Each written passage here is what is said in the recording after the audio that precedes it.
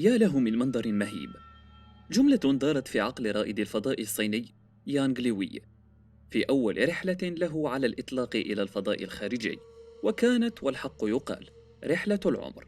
إنه يحلم بهذه الرحلة منذ أن بدأ في الاختبارات الشاقة واللانهائية التي مر خلالها مع الكثير من المتنافسين، فقط لينال ذلك الشرف الهائل: أول رائد فضاء صيني في أول رحلة فضاء صينية.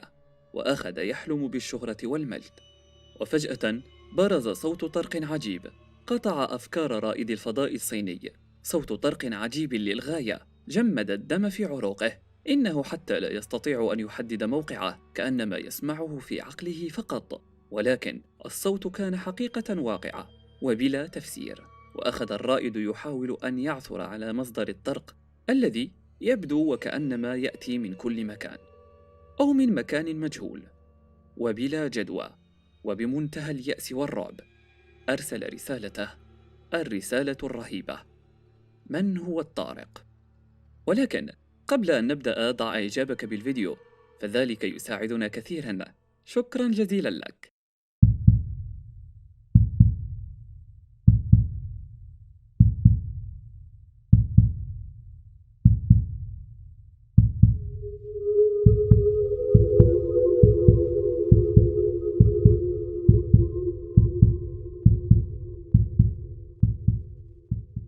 بسم الله والصلاة والسلام على رسول الله. أحباءنا المتابعين، السلام عليكم ورحمة الله وبركاته. إن عالم الفضاء بكل غموضه إلى الآن ما هو إلا علامة استفهام كبيرة، وإلى الآن لم يتم التوصل إلى تفسير الكثير والعديد من الظواهر الغريبة والمحيرة والمخيفة.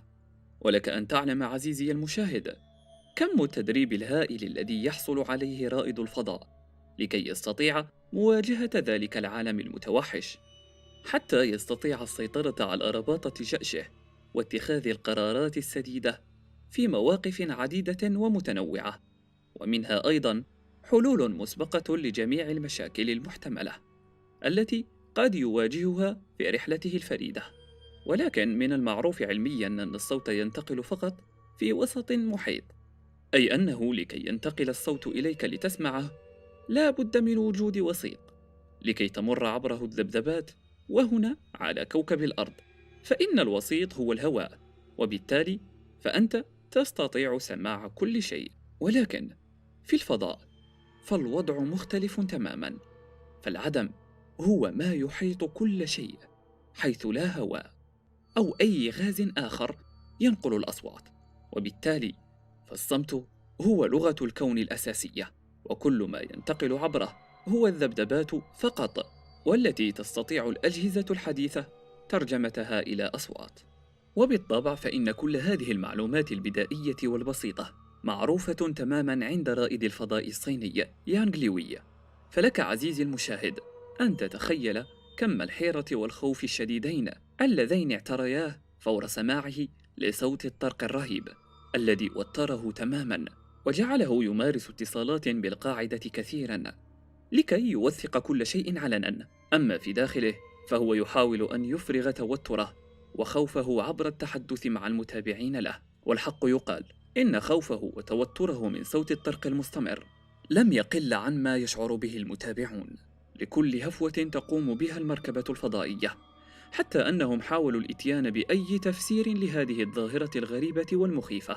من ضمن أقوال رائد الفضاء يانغ عن الصوت: كأنما كان هناك شخص يضرب على جدار المركبة بمطرقة حديدية. الغريب أن الصوت لم يكن صادرا من داخل المركبة ولا من خارجها، حتى إنه حاول النظر عبر النوافذ القليلة لمركبة الفضاء وعبر أجهزة المراقبة العديدة التي تصور وتسجل كل شيء بدقة شديدة، حتى عبر المجسات الفائقة الحساسية وأجهزة الاستشعار.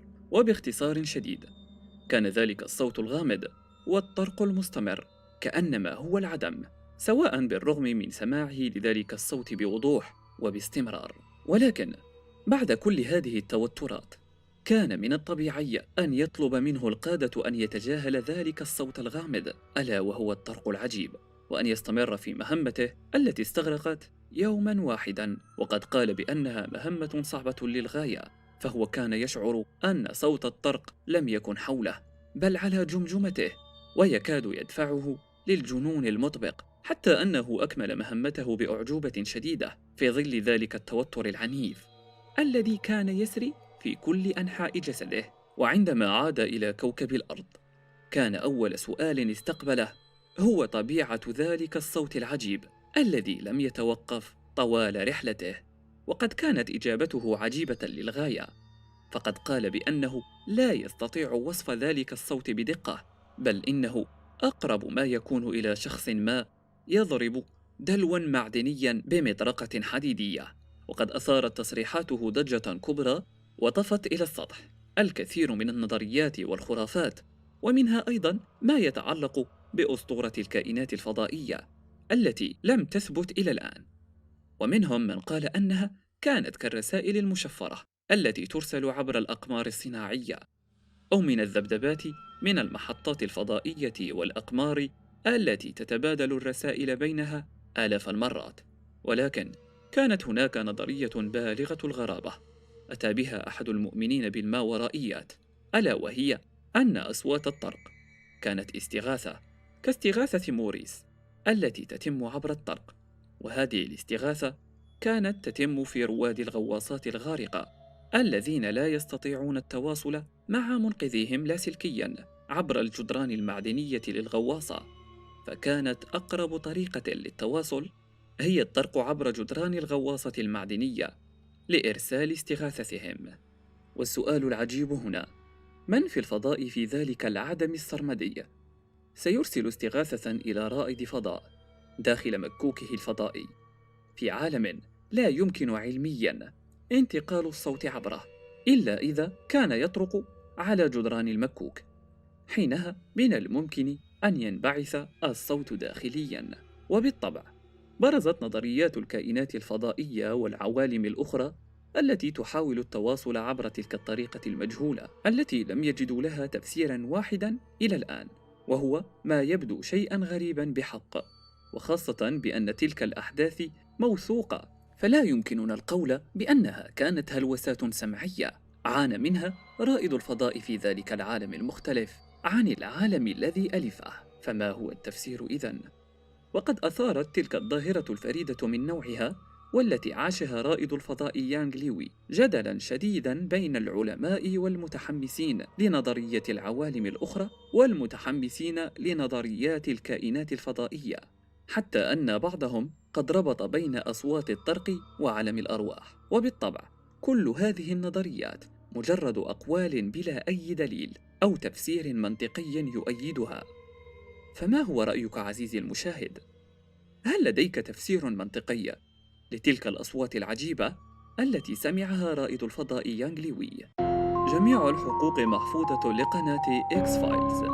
عزيزي متابع قناة إكس فايلز، لا تنسى الإعجاب بالفيديو والاشتراك بالقناة، وأخبرنا برأيك في التعليقات. ولا تنسى مشاهدة هذه الفيديوهات المميزة وتلك الموجودة في وصف الفيديو تشجيعاً لنا على نشر المزيد من الفيديوهات بإذن الله تعالى.